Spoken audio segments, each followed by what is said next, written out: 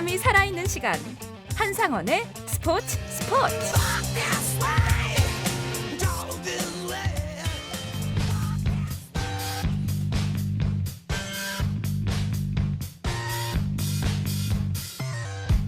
네, 이어서 야구 이야기 나눠보겠습니다. 월요일의 야구 이야기 정세영, 이혜진의 스트라이크 존 시작하겠습니다. 문화일보의 정세영 기자 그리고 스포츠월드 이혜진 기자와 함께합니다. 어서 오십시오. 안녕하십니까. 반갑습니다.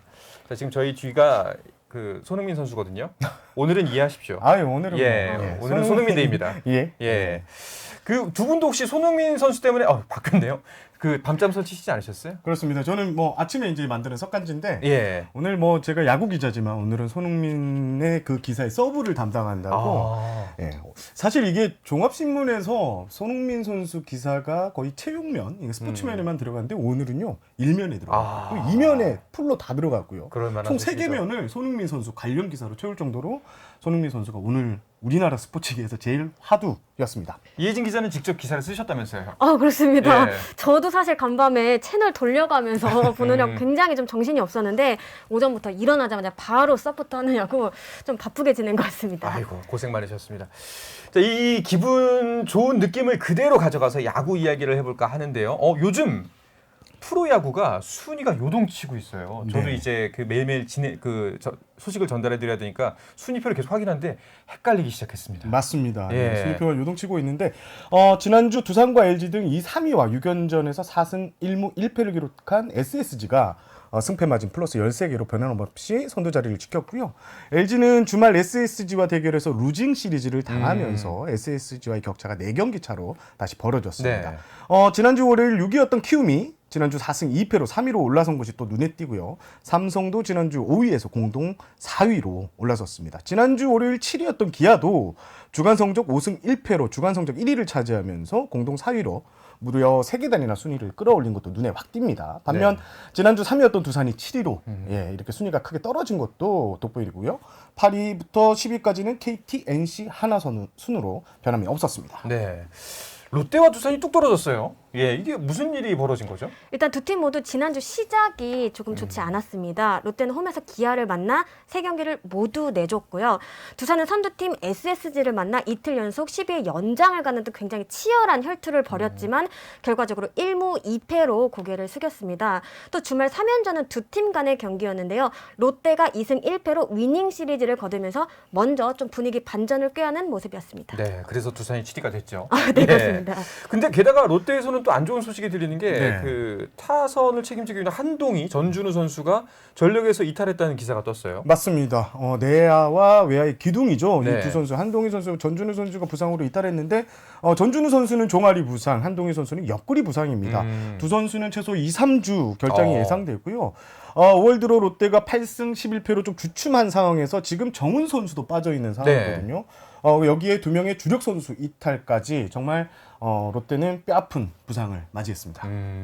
그나마 그래도 롯데는 어제 경기로 극적인 역전승을 거뒀잖아요. 그래서 한숨을 돌렸다라고 표현해도 될까요?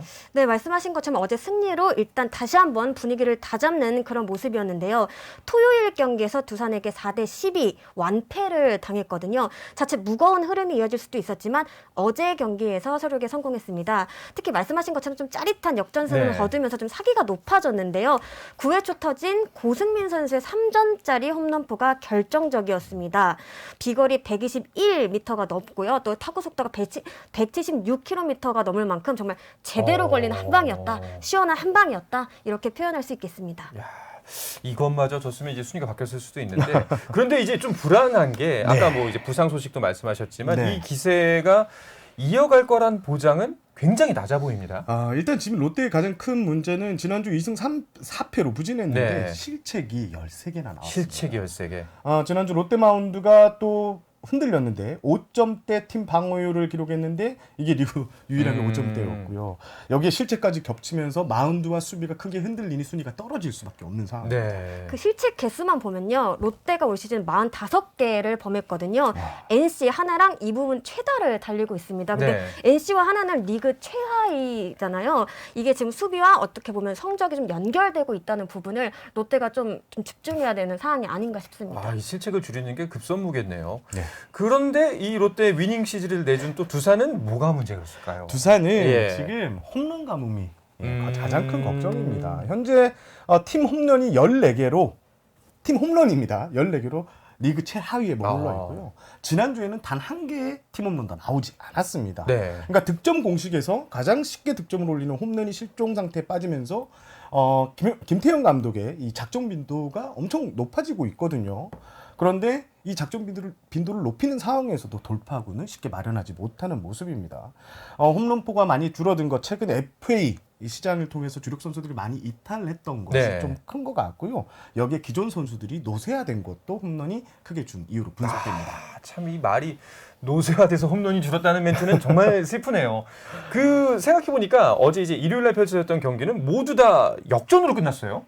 네, 그렇습니다. 예. 어제 선취점을 뽑은 팀들이 공교롭게도 모두 패했는데 특히 7회 이후 역전에 성공한 팀이 삼성과 SSG, 롯데 무려 3팀에 달했습니다. 최근 팀 경기 득점이 좀 많이 올라가고 있습니다. 네. 그 중심을 좀 들여다봤더니 공인구 반발 개수 이야기가 좀 나오더라고요.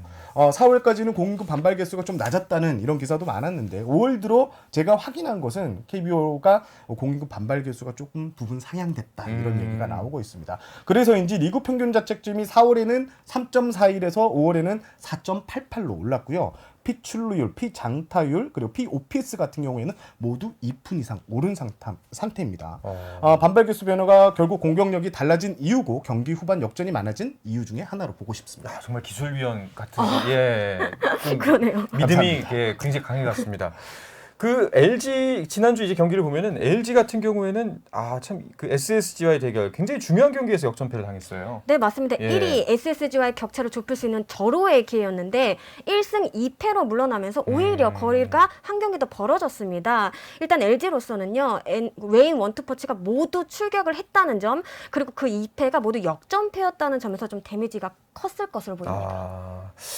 어디를 문제점으로 봐야 될까요? 불펜이 문제였다고 바라봐야 될까요? 결과적으로는 불펜 투수들 김진성 선수 그리고 네. 정우영 선수가 좀 부진했던 것도 있지만 저는 그 근본적인 원인은 타격에 있다고 봅니다. 초반에 점수를 뽑고 도망가야 될 때 점수를 도망가지 못했거든요. 특히 이 중심에는 박혜민 선수가 참 부진한데요. 지난주 타율이 1할 때 타율이었습니다. 이게 박혜민 선수가 2번 타자로 주로 나오는데 이게 박혜민 선수가 얼마나 중요하냐면 박혜민 선수가 지지난주 5할 이상의 주간 타율을 기록했거든요. 네. 그때 LG 성적이 5승 1패였습니다. 하지만 1할로 떨어지니까 LG 성적까지 이렇게 떨어졌는데요. 결국 박혜민 선수가 이 타선의 상위 타선의 연결고리를 역할을 제대로 해주면 LG의 성적은 또 올라갈 수 있다 이렇게 분석하고 싶습니다. 지금 정리를 해보면은 롯데 같은 경우에 이제 실책을 줄이는 게 가장 급선무고 네. 그리고 두산 같은 경우에는 홈런 가뭄 그리고 이제 LG 같은 경우에는 연결고리 박혜민의 역할 중간중간 타선을 연결해주는 연결 타자의 역할이 중요하다. 그런데 SSG는 제가 몇 번 말씀드렸지만 좀 얄미워요. 예. 상대가 만만치 않았는데 오히려 격차가 더 벌어졌습니다. 2게임 반에서 4게임이 됐어요. 네, 맞습니다. 예. 지난주 SSG는 4승 1무 1패를 기록했습니다.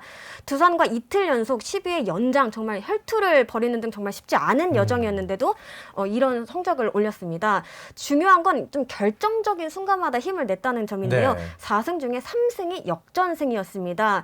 심지어 LG와의 주말 3연전은 1, 2점 차 정말 팽팽한 승부가 이어졌는데요. 이런 어려운 경기를 가져가면서 선수들이 좀 승리의 어떤 학습이라고 하나요? 이런 것들을 좀 챙겨가고 있는 듯합니다. 또 뒷심도 좋아졌어요.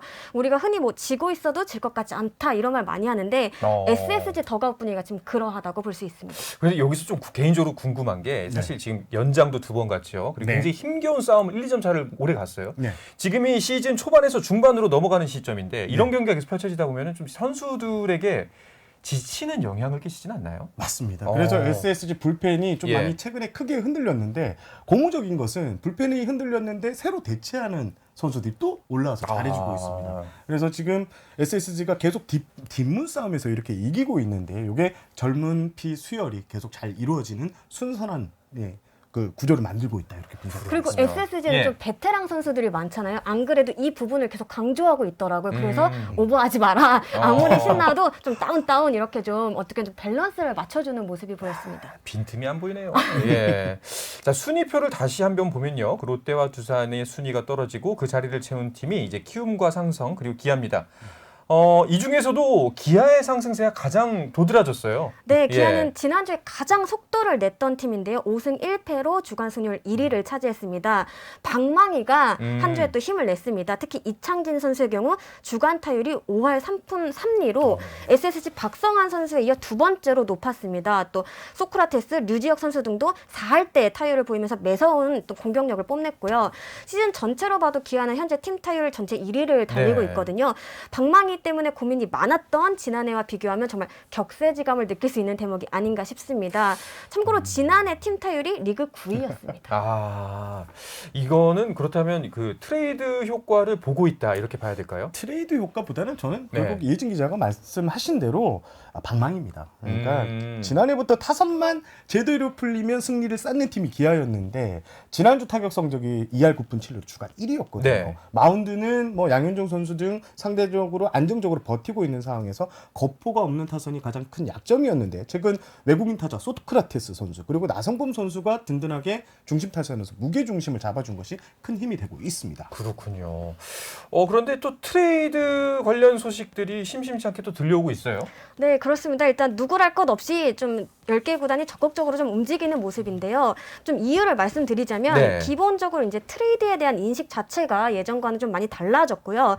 또 아직 전반기를 다 치르진 않았지만 여기서 더 밀리면 안 된다. 빨리 메워야 된다. 이런 생각이 좀 많이 자리하고 있습니다.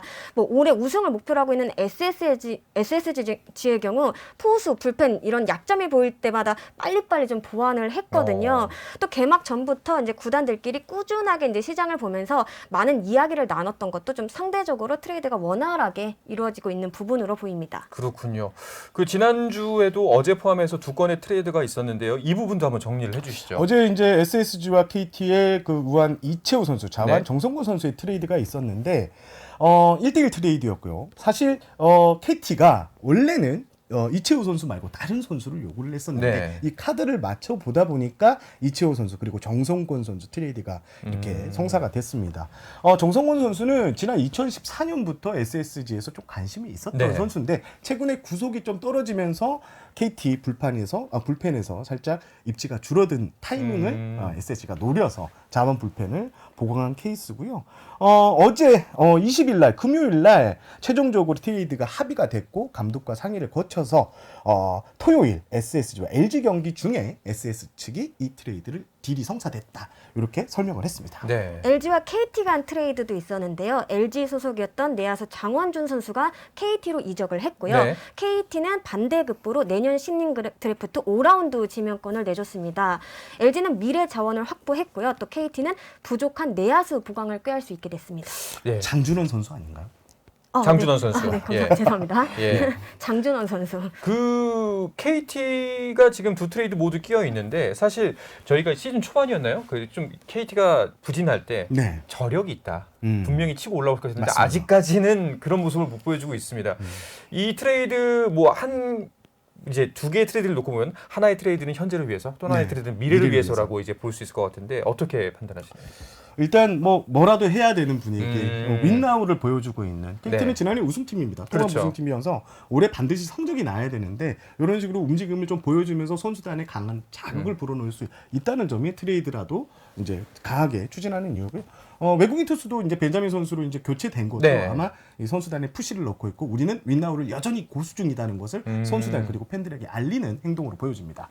그 KT 같은 경우에는 이번 시즌에 가장 먼저 이제 외국인 선수를 교체한 팀이기도 하잖아요. 예. 네, 그렇습니다. 이 벤자민 선수를 또 영입을 했는데 사실 이 벤자민 선수는 2020년에 KT의 현지 미국 스카우트가 추천했던 선수라고 합니다. 하지만 지난해 무지막지한 활약을 보였던 쿠에바스 데스파이네 선수가 워낙 잘해줬고 재계약을 맺었기 때문에 영입에 그리 적극적이지 않았는데요. 하지만 올해 쿠에바스 선수의 부상이 있었고요.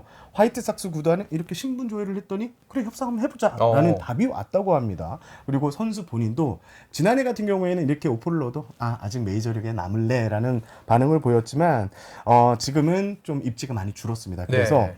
돈도 벌어야 하고 마이너리그에 남기는 커리어를 유지하기 좀 힘들어 보이니까 이번에 KT 그리고 한국리그에 도전장을 던진 것으로 보입니다.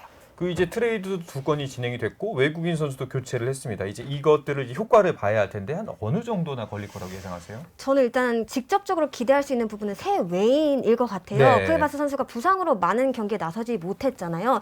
새로 합류한 벤자민 선수가 좀 데스파이네 선수와 함께 좀 확실한 웨이 원투 펀치 역할을 맡아준다면 선발뿐 아니라 불펜 안정화에도 빠르게 좀 도움이 되지 않을까 싶습니다.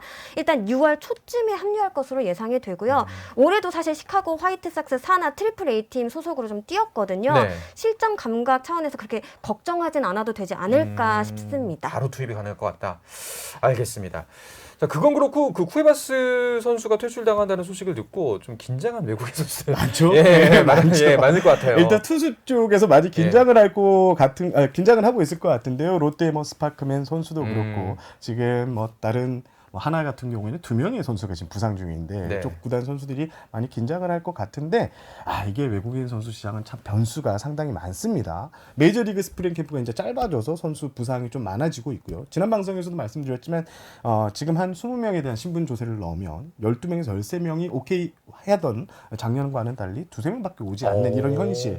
그리고 웬만한 트리플 A 투수 선발 투수 같은 경우에는 모든 메이저리그 구단이 안고 가려고 합니다. 그래서 막상 신분 조회를 넣으면 쉽지 않다고 합니다. 최근에는 체이스 앤더슨이라는 선수가 있는데요. 이 선수에 대한 구단이 이제 영입하려는 구단이 오퍼를 넣었는데 이 선수가 6월까지 메이저리그 도전을 한번 이어가겠습니다라고 해서 이렇게 거절했던 사례도 있습니다. 이게 또 다른 기회가 돼서 지금 현재 외인 선수들이 좀 활약을 펼치는 게 좀 좋지 않을까 하는 그런 개인적인 바람도 있네요. 네. 자, 그리고 그 프로야구계에서 또 어떤 이슈들이 있었는지 선수들의 활약은 어땠는지도 한번 짚어주실까요? 양현종 선수 얘기 네. 무조건 하고 예. 넘어가야 될 것 같은데요. 19일 날 부산 이제 사직구장에서 열린 롯데와 원정 경기에서 7.2이닝 4안타 2실점으로 호투하면서 4대2 승리를 이끌었고요. 150승. 개인 통산 150승을 채웠습니다. 역대 최연소 150승이었는데요. 34세 2개월 18일로 정민철 전 이제 지금 단장이죠. 2007년 6월 24일 대구 삼성전에서 세웠던 35세 2개월 27일을 넘어섰습니다. 알겠습니다. KBO 리그에서 2번째 데뷔전을 치른 선수도 있었거든요. SSG 하재훈 선수입니다. 2019 시즌 세이브왕에 올랐던 선수인데요. 재활 끝에 지난 시즌을 마치고 타자로 전향을 했습니다. 뭐 미국이나 일본에서 외야수로 뛰었던 만큼 낯선 자리는 아닙니다. 지난 19일 잠시 두산전을 앞두고 1군 엔트리에 콜업이 됐고요. 곧바로 선발 라인업에도 자리를 했습니다. 경기 전 하재훈 선수를 만나봤는데 계속 어딘가를 되게 아련하게 쳐다보더라고요. 어딜 보냐 했더니 그 전광판에 써있는 본인의 이름을 바라보면서 너무 설렌다 이렇게 네. 말씀을 하더라고요. 공감이 갑니다. 자, 이번 주도 프로야구 경기는 계속해서 펼쳐집니다. 정말 재미있는 경기들이 예정이 되어 있는데요. 자, 두 분께서는 또 이제 그라운드와 또 덕아웃을 넘나들면서 재미있는 취재 뒷이야기도 전해주시길 바라겠습니다. 알겠습니다. 자, 이 이야기를 끝으로 이번 주 정세영, 이혜진의 스트라이크 존은 마치도록 하겠습니다. 문화일보 정세영 기자, 스포츠월드 이혜진 기자와 함께했습니다. 두 분 고맙습니다. 감사합니다. 네, 내일도 저녁 8시 30분입니다. 한상원의 스포츠!